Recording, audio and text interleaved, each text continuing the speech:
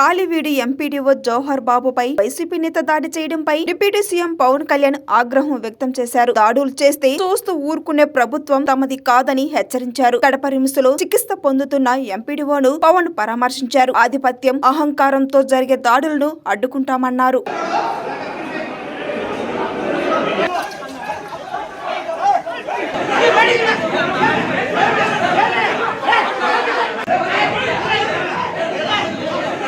అహంకారం తీస్తాం, తోలు తీసి కింద కూర్చోబెడతాం. మీకు ఒళ్ళు ఒక్కొక్కళ్ళకి మీకు ఎక్కడెక్కడ ఉన్నో తెలియట్లా. మీకు అహంకారాలు పెరిగిపోయిన మీకు ఆధిపత్యపు అహంకారంతో అధికారుల మీద దాడి చేస్తే మిమ్మల్ని ఎలా తీసుకెళ్లాలో, ఎలాంటి శిక్ష పడాలో మీకు ఖచ్చితంగా చేసి పెడతాం. మీకు ఇష్టారాజ్యంగా చేయకండి.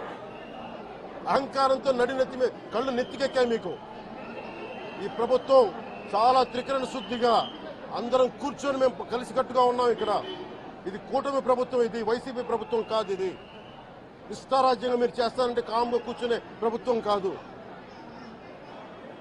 మీకు ఎలా చేస్తే, ఎలా నియంత్రిస్తే మీకు కిందకు వస్తారో మేము చేస్తాం. మీరు గాల్లో విహరిస్తూ ఉన్నారు. 11 సీట్లు వచ్చిన ఇంకా గాల్లో విహరిస్తున్నారు. మొత్తం మీకు ఎలా కిందకి దించాలో మాకు బాగా తెలుసు. చేసి చూపిస్తాం. ఇదే కాదు, ఈ సందర్భంగా ఏ నాయకులకైనా సరే అధికారుల మీద దాడి చేసినా, అధికారులు విధులు నిర్వహిస్తుంటే అడ్డుకున్నా చాలా కఠినమైన చర్యలు ఉంటాయి. ఈరోజు నేను వచ్చి ఇక్కడ ఎందుకు వచ్చాను జవహర్ బాబు గారి దగ్గరికి అంటే, ఆయన ఒక ఎస్సీ ఎస్టీ కులానికి సంబంధించిన వ్యక్తినో వీటి గురించి అని కాదు.